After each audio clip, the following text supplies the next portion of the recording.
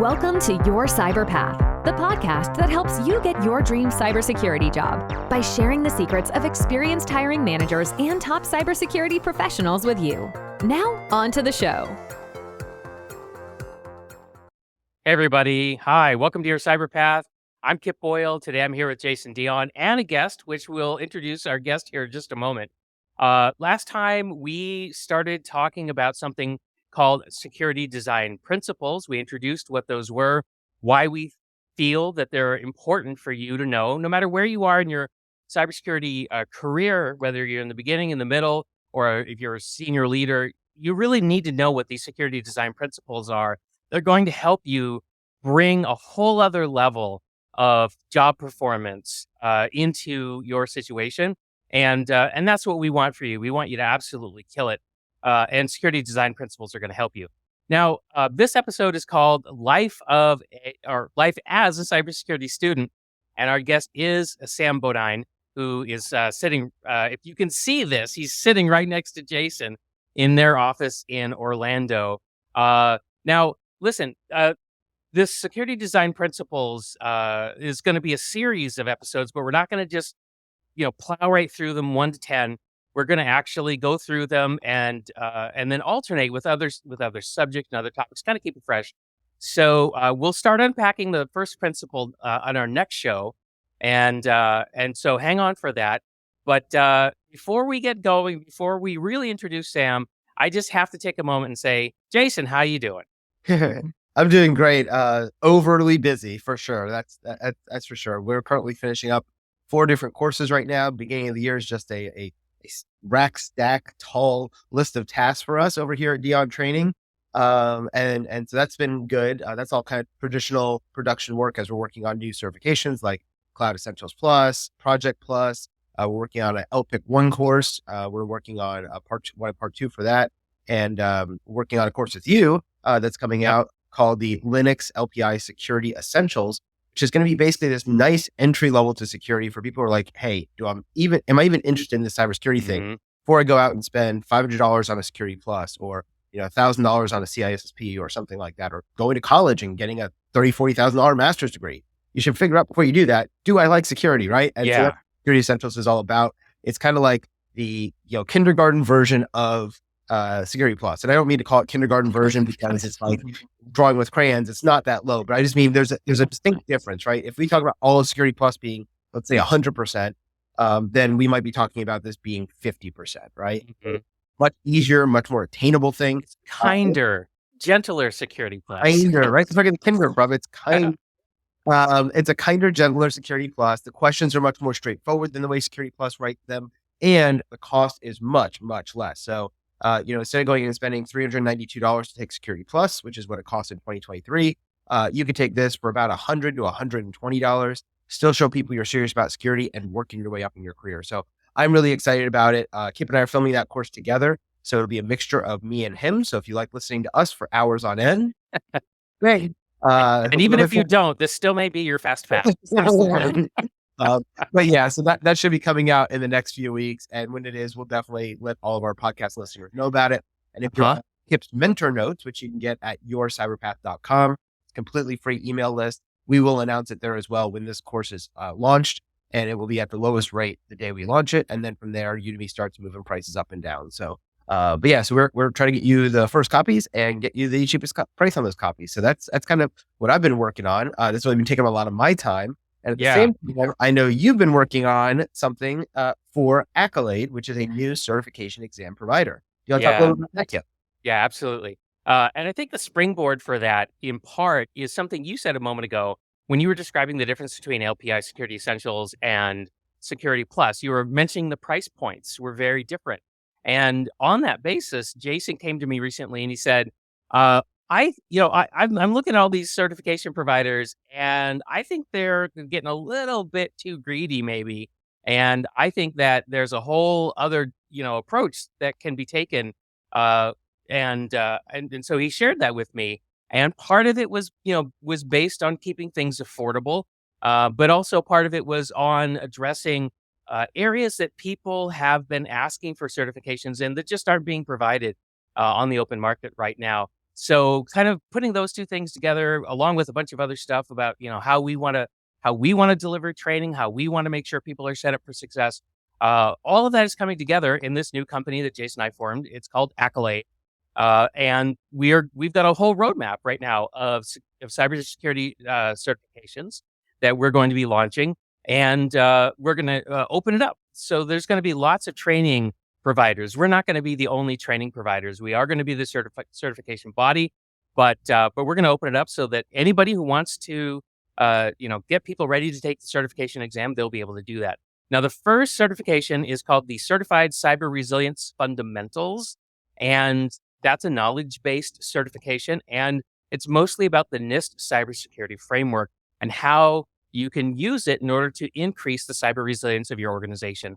The next certification we're going to do after that is going to be called the Certified Cyber Resilience Practitioner, which is really cool because we believe very strongly in skills-based certifications, and that's exactly what that one's going to be. It's going to be a very practical, how do you apply what you learned in the fundamental certification? Now, how do you go to work? How do you benefit your organization? How do you actually apply it to your organization and move the needle and get your organization to be more cyber resilient? So I think you can tell, I'm really excited by these certifications. I think they're going to really help people do great work, and it's going to help.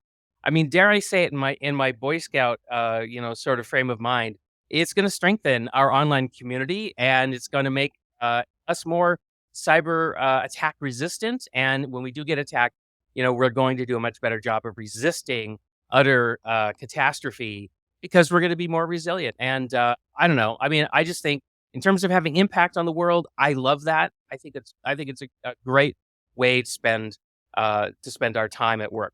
Okay, so having said all that, Jason, did you want to add anything else about Akylade, or did I just talk the hell out of that one? No, I think you did a great introduction. The one thing I will say is, Akylade is being started from the ground up. So just like think back to CompTIA in the early 90s, that's where we are. And we have a lot of benefits over some of the bigger providers, right? By being small, we are very nimble and we can work into different areas of coverage that some of the bigger providers don't. So I'll give you a great example of that. The first one we're doing is the NIST cybersecurity framework, right? That thing's been out since 2015. And yeah, there's an objective here in CYSA Plus, and there may be like a little discussion in CAS Plus, but there's not really a course or a certification exam that says, hey, I am certified to be a part of a NIST framework team for us to be able to do these assessments and be a consultant, right? Or, hey, I am the consultant. I can come in and fix your company, right? And that's the work that it does on a daily basis with cyber risk opportunities. So as we start looking around the marketplace, we start trying to say, where are the areas that we can go after? And as Kip said, our goal is to keep these things very affordable. We're talking $100 to $150 at the foundation level, maybe $150 to $200 at the practitioner level. Our whole goal in building this is to do it. I don't want to say we're trying to do it cheap because we're not. We're doing it world class, but we are keeping our costs down, and we are really bootstrapping this to make sure that we can pass the savings on to our students. I work with a lot of companies, as people know. I work with CompTIA, I work with LPI, I work with PeopleCert, and most of these organizations have, 1,000, 2,000, 5,000, 10,000 employees trying to do this work. And because of that, they have, 1,000, 2,000, 5,000, or 10,000 salaries to pay. And I could tell you, some of you who has a team of less than 25, labor is expensive, right? For my team of 25 people, it's $1 million a year. And so we start looking at some of these certifications and going, why are they charging $1,000 for this one certification? Well, because it costs them a ton to build, and the higher up that certification is, the less students need it. So we expect to see, 100% of our fundamental people, maybe only 50% or 20% are going to go to the practitioner level. And that's pretty typical. And the more you go higher, the more people drop off. And so when we build these, we have to build them so that they are affordable to make, affordable to take, and are something that are valuable to you. The last thing I would say about this is you are going to hear from us when it's ready to go into the beta. We're going to be looking for beta testers to go through it. Right now we are in the job task analysis process for the first one. We've got our SMEs together. They're working on that this week and next week. Then we go into the question writing. And then about a month later, we'll be ready to start doing betas to figure out what the cut score is, what's going to be a pass, what's going to be a fail, have people go through the first initial exams and get all the psychometrically valid data, because we've got learning and design folks helping us with this. It's not just Jason decided, I want to make a cert, I made a practice exam, take the practice exam, and you're going to be certified. We're going through the full rigmarole so that this is an industry-wide recognized certification. Right. all the ones from Akylade are. So you're going to see that as we go forward. And our goal is basically in the next 5 years, as you start looking on people's resumes or you look at people's jobs postings, they're going to be saying, just like recommended Security Plus, I want to start seeing people say recommended Akylade Certified Cyber Resilience Fundamentals or CCRF. Whatever those things are for that role. And right now we've already planned out the first 6 certifications. There are 3 different paths. The first one we're working with is the NIST Cybersecurity Framework. And if you're not familiar with the NIST Cybersecurity Framework, go back. We had an episode on it where we went in and we talked all about it. Or Kip and I do have a Udemy course on that covers all of the outline of the NIST Cybersecurity Framework. And lots of that is going to be in this certification, as well as some additional information that we're working on. There will be a textbook associated with this as well at release. And that's the other project I'm working on right now. So as I said earlier, big stack of projects, and I'm trying to get through them as quickly as possible to give everybody their attention. But yeah, so that's good for us to stop on Akylade and start talking about what we're here to talk about. Thanks everybody for bearing with us. But Jason's organization is just like this knowledge factory, and it's fantastic. Just all the stuff that's going on over there. Okay, Sam, hi. Thanks for being so patient. You're our guest. We totally monopolized the first bit here, but Sam, if I understand, you're a sophomore at Liberty University, which is in Lynchburg, Virginia. Thank you so much for being our guest. Welcome to the show. Yeah, of course. Thanks for having me. I'm very excited. Yeah, we are too. We haven't had anybody on the show bringing the perspective of what does it mean to be a student these days. And you're an undergraduate student, right? So you're kind of early in your cyber path, right? But it seems like from the conversations we've had before we started making the episode today, that you've got a very clear vision for yourself, and that you're already doing a lot of things to help make your vision as a cybersecurity professional materialize for you. Like what's something that you're doing right now outside of the classroom that you feel is really helping you get ready? Well, first, thanks for mentioning that. Like I have a goal and it's clear, right? I really love the book 7 Habits for Highly Effective People, and he talks about beginning with the end in mind. And I think especially for anyone coming into the cybersecurity realm, like you have to think what your end goal is. And there are great episodes on job descriptions and what you might want to do. I'd recommend going back and listening to those. But thinking of that first, of what's the direction, and then how can I get there? Looking at, like Jason was saying, looking at the descriptions and saying, oh, they want the Security Plus. This other job that they also want the Security Plus. Oh, and then you start noticing a pattern of what to work on. But yeah, outside of class, that's where most actual productive learning happens. Don't let your professors listen to this episode. There's a lot of value for sure in a degree, and we can talk about that later perhaps, but it's that outside stuff that you do. Yeah. So you told us several different things you're doing. The thing that kind of caught my eye was you told us you're the captain of one of the top 10 collegiate cyber defense teams in the nation. And I got to tell you, when I went through college, there was no such thing. Like this wasn't happening. College, were there computers though? Barely. There were barely computers. Yeah. Sorry, I couldn't resist. But I gotta tell you a quick story. So way back in the dark recesses of my university, there was an old computer, really old, fully depreciated computer. And I knew a guy who programmed it. And I'm not kidding you. He used punch cards. Believe it or not, he actually had punch cards, and he showed me how it worked. And this practically steam-powered computer, I've never seen one since, but it was just like, wow. Okay, anyway, so tell us about what does it mean to be on a cyber defense team as a student? Sure, yeah. So we've advanced a little bit since punch cards, and now there are competitions that a lot of colleges will do that simulate a business environment. Like the competition is super fun. It's several hours long, and you have a set of computers, maybe 20, 30 systems that you're defending. And they hire some of the best industry hackers to hack you actively. And then you have to defend against that. So it gives you a lot of what would be, possibly drawn out security, just packs it all in one very intense day. Yeah. Okay. So that reminds me of when I went to DEF CON, right? They have a big capture the flag competition at DEF CON. It kind of sounds like that, but but it sounds like it maybe smells a little bit better and maybe a little bit more well lit. So that's Yeah. good. More realistic, perhaps, too. Yeah, the other thing, I've done both. I've gone to DEF CON and I've watched the Liberty team play when they came out to Maryland when I was living out there. And it is really interesting because usually they're hosted at some large university. In this case, it was at Johns Hopkins University.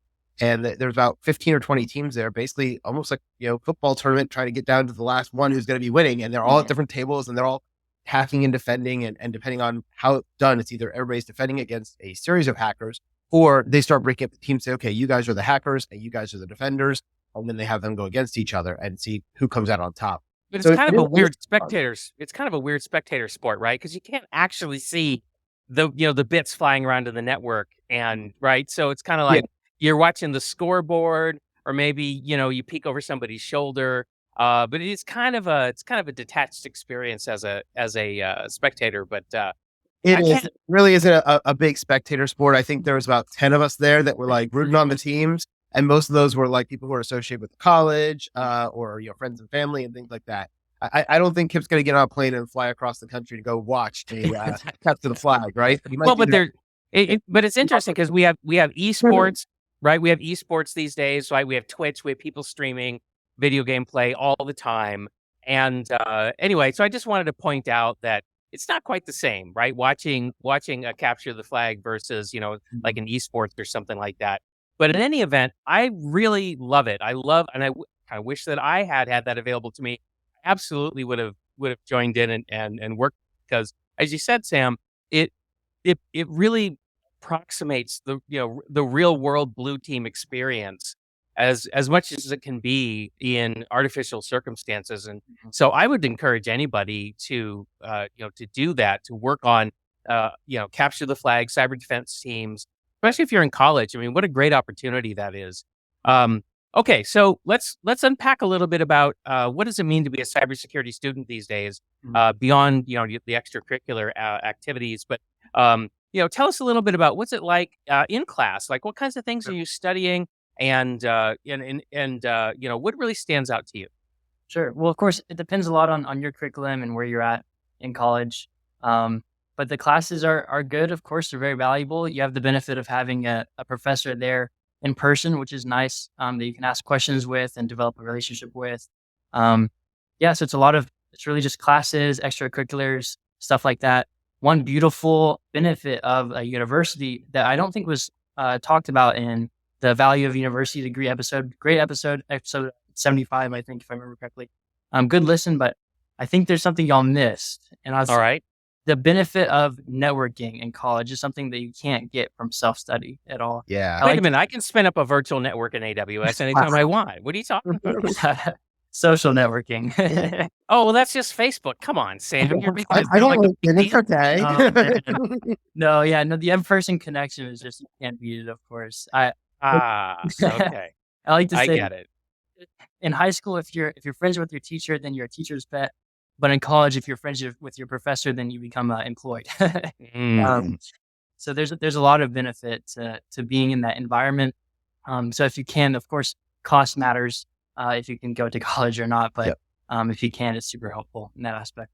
I think that's a great point. And, just going into that point for a moment, we don't talk, I don't think we talked about it in the episode, but we did talk about it in our hired course, which is, coming out soon on Udemy. There's a new course that Kip and I are developing called Irresistible, how to make yourself irresistible to hiring managers. And one of the things we talk about later on in the course is this concept of, where can you find connections that are going to carry you through in life? And one of the things I tell people is, yes, college is one of those, and college is a great place for that. And most of the time, what you learn in college isn't the actual book material, because anyone can go on YouTube, Khan Academy, get a book from the library, get your Kindle out, and you can learn this information. You don't need to hear it from a professor standing at the front of the room telling you exactly what to do. And I've been that professor, so I get it. One of the ways that we are connected between Sam and I is I used to be a professor at Liberty. He goes to Liberty now. We didn't know each other at the time because I've left Liberty since then, and now he's there. But I left a couple of years before he got there. But the point in all that is that, there are multiple ways to do this, right? And, Sam had mentioned you may not be able to afford to go to college because college has gotten stupid expensive, right? I know you had a child who just recently finished college, and I'm sure that set you back, $50,000 or $100,000 for that university degree that she has. So I think that's an issue. And my kids are about to go off to college. So I'm facing down the barrel of that gun as well. But there's another option, right? And it's the option I took. And Kip, I believe you took the same option, which is you can go to the military, right?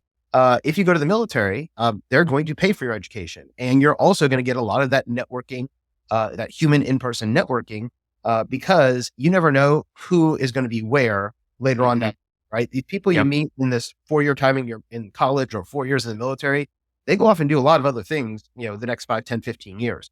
For example, one of the folks I used to work with in the military, he's actually the CISO over here in Orlando of the Adventist healthcare system. There's a huge hospital chain across, I think, 40 plus states that he's responsible for all of their cybersecurity, right?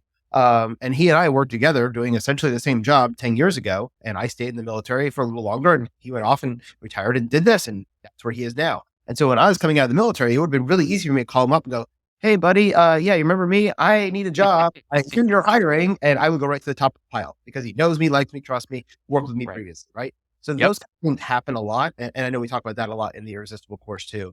And then the third area, if you don't want to go military because either not your thing or you're medically not able to, because there are people who are not medically able to, or you can't afford to go to college, the third thing you can do is a lot of these, what I call extracurricular activities.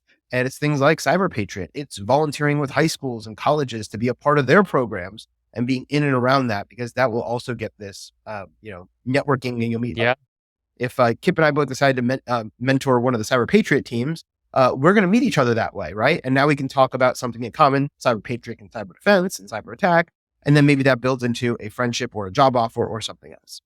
Absolutely. When I left the military, every job I got after the military was not because I was a master of resume writing or because I was great at, applying for jobs online or whatever. It was all because I knew somebody who needed help and I could help them. And so they invited me to come on board. And I only submitted job applications and resumes after I had been offered the job. It's just sort of like, hey, let's clean up the paperwork trail and, make sure make this whole thing legit. Make sure you're hired on board. Yeah. Right. Let's get those paychecks running. But, I really I look back and it's just so powerful because almost every job I had was just amazing. And I never really got exploited. I never really felt like I was being taken advantage of because I just had these relationships and people honored those relationships. And I've done the same thing. There was a college roommate I had, and he and I have been working together for years. Sometimes he's my boss. Sometimes I'm his boss. We kind of go back and forth, but it's just fantastic. So Sam, you're absolutely correct. You have to, for your own benefit, you really need to, make friends with people. And why not start early in your life when you're in college and just keep building. And by the way, these are loose connections. We're not saying you got to have, 50 BFFs here, right? We're just talking about loose connections, people who recognize you, who know you, like you, and trust you. They don't have to know your deep, dark secrets. And you don't have to, hold each other's hair while you throw up after you've had some beers, right? It doesn't have to be that deep. Okay, so Sam, point well taken. Let's talk about internships. Can we do that? Before we do that, sure. Yeah, quick. I have a quick story time about connections that. All right. There are probably some people, because I've felt this way before, like, but Jason, but Kip, I don't have many connections. Like, I'm not in this industry yet. What am I supposed to do? And I would say, like, just go try, like, go be creative with the way that you, like, be intentional about making connections.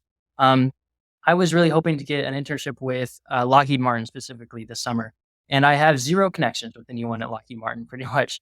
But over winter break, I put on a suit, got my resume, and I walked into Lockheed Martin and said hi to the security guard and then made connections through there.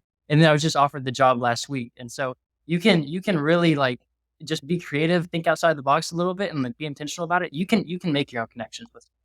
Okay, wait a minute. Now, Sam, you're probably like a Gen Z, right? Would you put yourself in that cohort? Okay. That's not a very Gen Z thing to do that you just recommended, okay? So I don't know how realistic that is. I mean, really. But you know what? Congratulations and good for you for doing that.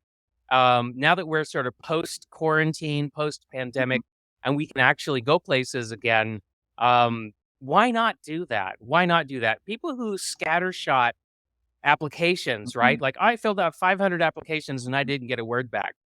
Well, okay, because you're not targeting, right? You're not trying to build relationships with people. You're just trying to have a transaction, and that's just not going to get you where you want to go. So I love the fact that you actually went there and you tried to act like a human being, talking to other human beings. Wow.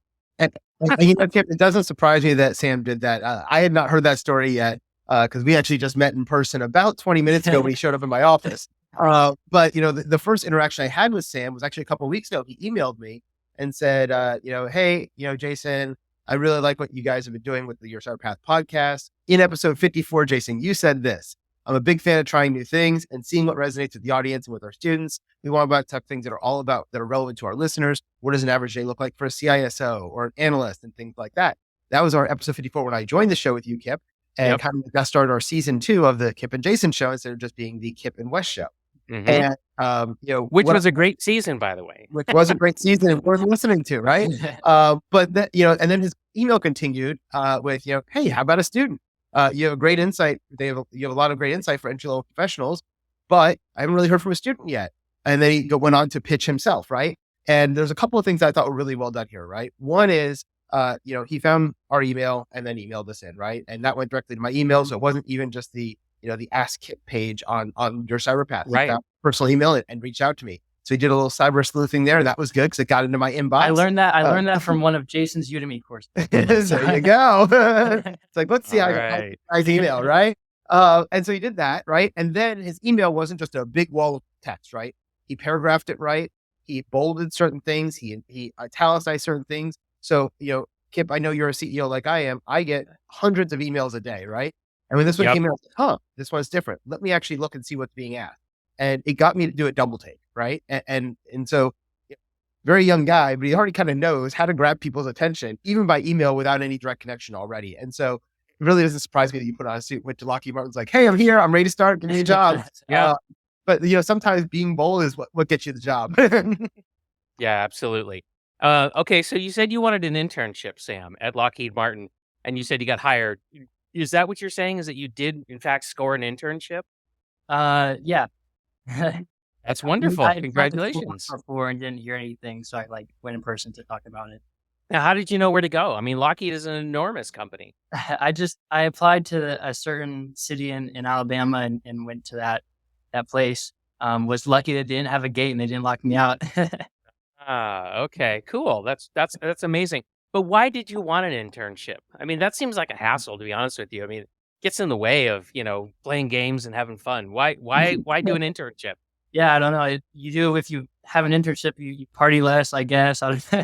No, it's super helpful, especially for, a lot of the episodes, you can see that it's difficult to get an entry-level job in cybersecurity. Obviously, I'm glad that you guys have this whole podcast because it's very helpful, but it's still tough.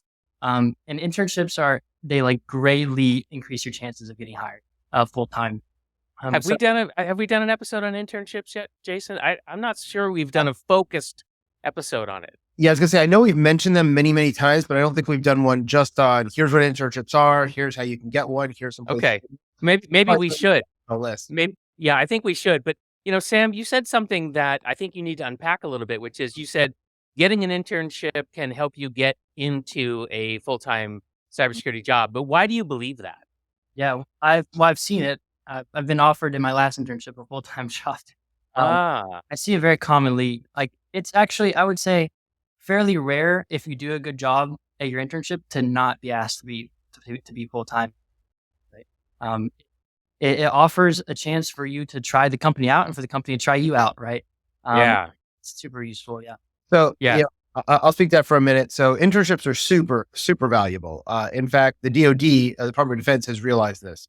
And as of 2020, there's a new program called the DoD Skill Bridge Program, which is essentially an internship. And the way it works is for the last 3 to 6 months of that person's military service, instead of going in their uniform and going to base every day, they put on a suit and tie and they go work for some third-party company.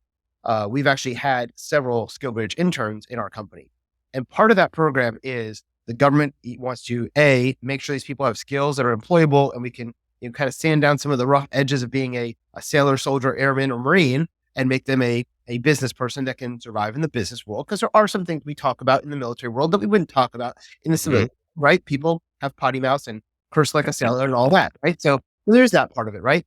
And for the employer side, what's in it for us is that we basically get somebody for 3 to 6 months of quote free labor. And during that time, it's really a 6-month job interview.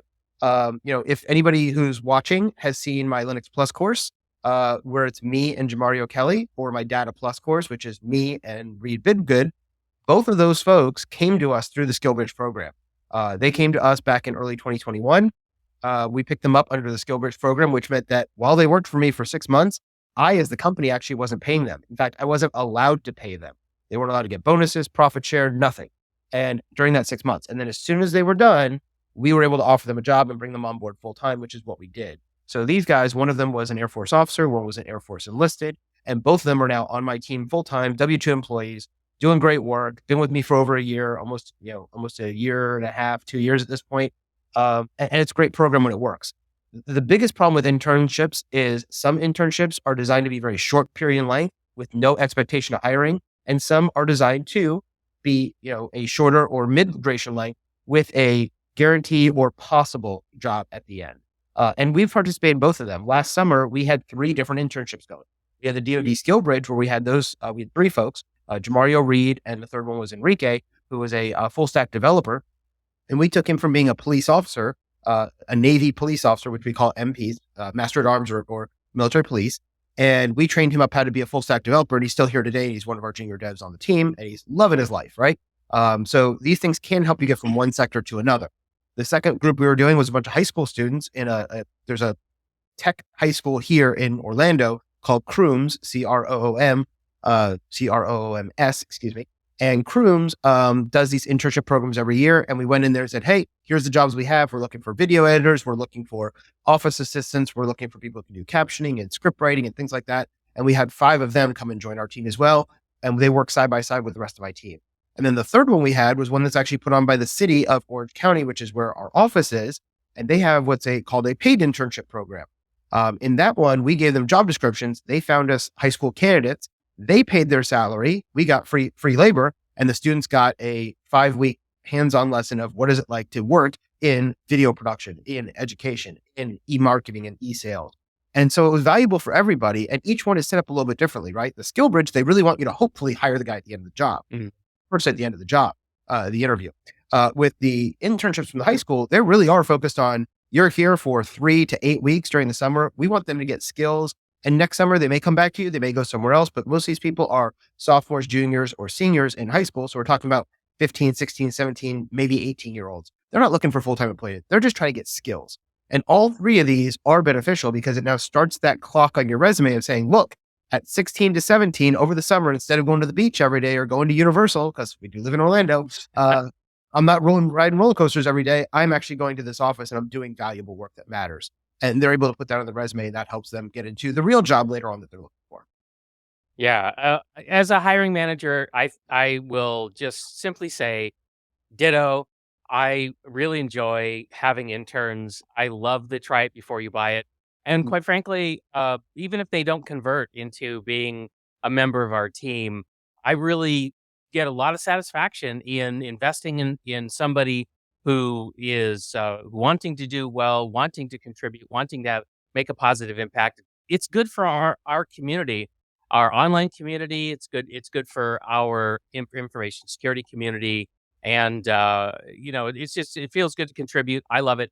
So, okay. And the thing I'd say on that is for any of our business owners out there, anybody who's in leadership, so I know we do have several, look into your community because your community may have these paid internship programs that you can use and leverage with the high schools and the other people in the area. Look at the DoD SkillBridge program if you're looking for older folks. And when I say older, I'm talking most of the SkillBridge people I've had are, 28 to 38. It's not like I'm talking, 90-year-old people here. They're just ready for their second career because they've done 4 to 8 years in the military and they're ready to get out, or they might have done 20 years in the military and they're ready to get out. At that point, they're still only 40 years old, right? Because most people are 18, 19 years old. So they're not old people, right? But it is something you want to look at. With SkillBridge, it's a fully paid program. The DoD pays their salary for the 6 months. With some of the other internships you do, you'll either pay them or the county will pay their salary for you. In our case, with our high school 2 programs, One is we are actually paying them, and the other one, the county is paying them. And so it's just a difference there in the way they set it up. So internships, we are definitely bullish on internships. We're going to do a dedicated episode on internships in the future.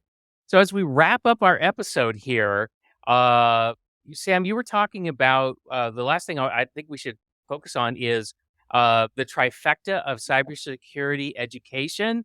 What is that? Sure. So that's copyrighted by Sam Bodine. I'd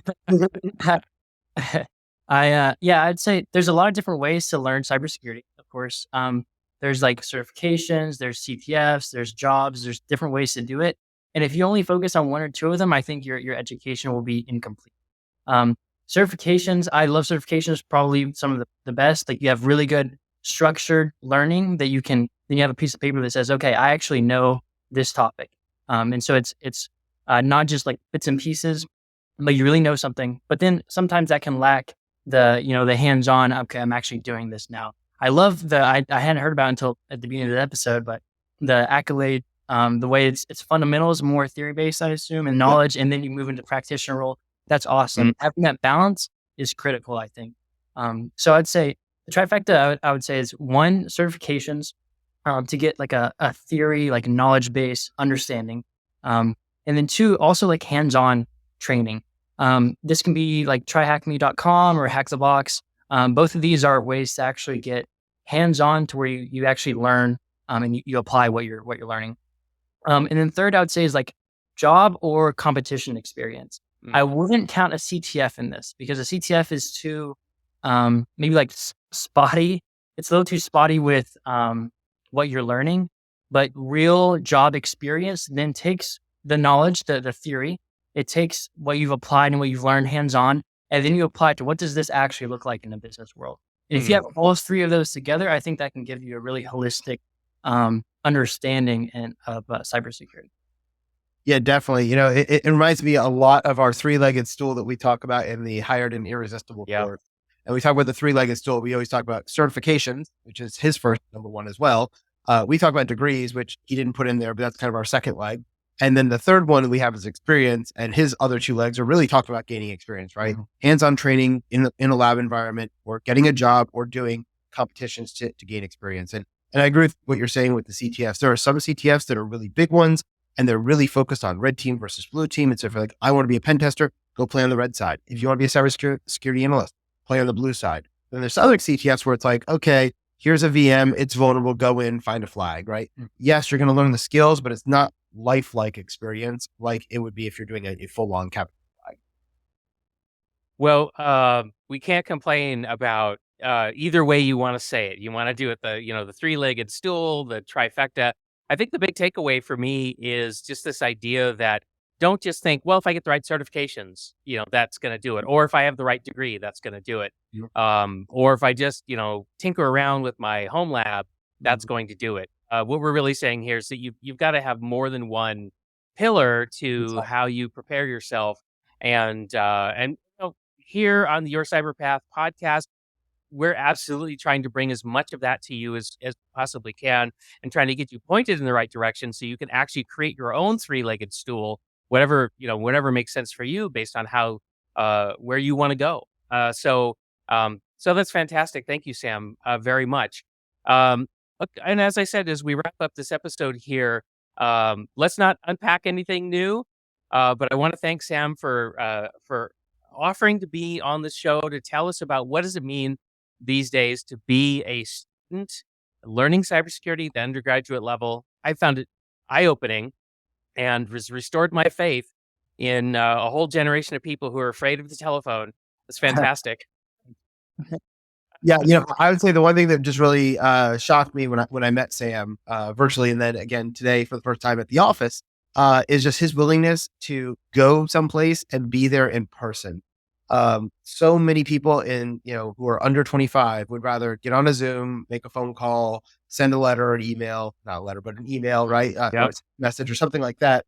And yes, Sam still does all those things too, right? But what I think really made him different is just like the story with Lockheed Martin, right? He got in his suit, he drove down there and tried to get in the building, right? And it wasn't a close drive either. He said the one he applied to was in Alabama. his school is up in Western Virginia, Western Virginia, not West Virginia, in Lynchburg, Tennessee. And I know that because I've been there several times. And even from DC where I lived, it was a 6 to 8 hour drive.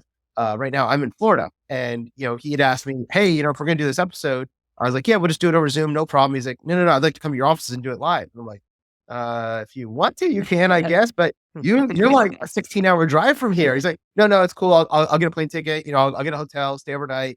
I want to come down and do it live with you. I think I'll get better experience out of it. And, then I can pick your brain a little bit more through the day. I'm like, you know what? If you're willing to fly down here, you can have my brain for the rest of the day. It's not a problem. So yeah, as soon as we're done with this, I've got another live stream I got to jump onto. And then Sam and I are going to go to lunch locally at some great restaurants, and he'll get to pick my brain offline a little bit more. But don't be afraid to ask, and don't be afraid to show up, because how many other people are there knocking on Lockheed Martin's door going, hey, will you give me an internship?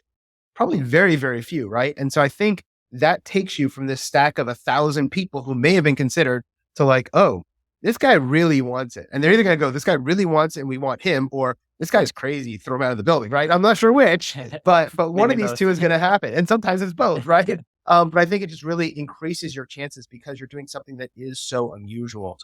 So I think that is a really good point. So yeah, with that said, I want to again thank Sam for being here locally, here in person with me here in Orlando. Hopefully he gets to go visit Mickey while he's in town too, before he flies again. Kip, I want to thank you for staying at home and Zooming, because apparently you're not as dedicated as young Sam here, and you decided to just Zoom in from over in Seattle. I get it. Yep. But it is kind of a strange thing, right? Because like you and I have been working together for 2-3 years now, Kip, right? And we've been in the same room, I think, less than 5 times. But we do most of our work remotely because you're on the West Coast, I'm on the East Coast, and that just makes it happen, right? Yep. And so you can't have these long distance business relationships. You can have remote work. You can have remote internships. All those things work. But sometimes being there is just puts you on a different level. Kip, do you have anything to add to that before I close out the episode? Listen, I just want to reaffirm the value of human relationships, whether, they're in person or whether they are distant, like we're doing right now. Just put your focus on people. I think that's going to give you a much better return on your investment. Yeah, and just to tease you all for the next episode, we are going to go back to our design principles, and we're going to start with the first design principle, which is least privilege. And then after that, we've got an awesome episode coming up on artificial intelligence technologies and why these matter to you as somebody who's looking for a job, building your resume, doing interview questions, and all that kind of stuff. So we'll be talking about ChatGPT, we'll be talking about Google's Bard, we'll be talking about the AI-powered Bing, we'll be talking about other AI tools that I think you should know about. And then what are the dangers with this and how it's affecting the hiring process? So it's going to be an episode you don't want to miss. That will be episode 97, which comes right after 96, which will be our secure design principle of least privilege. So that being said, I want to once again thank Kip for being here with me. Thanks Sam for flying all the way down here to Orlando to hang out with me and Mickey. And nobody ever comes to Orlando without seeing Mickey, right? I mean, it's the way it is. And thank you, the audience, for joining us for yet another episode of Your Cyber Path. Let us know what you guys think about the episode. You can always go to yourcyberpath.com/ask and leave us a message. I did notice I have 3 or 4 of those messages, so we will probably grab those and get some audio responses done sometime this week and pop those into the feed as just mini episodes that are unmarked episodes, kind of bonuses. So if you want your question answered, please post it at yourcyberpath.com/ask.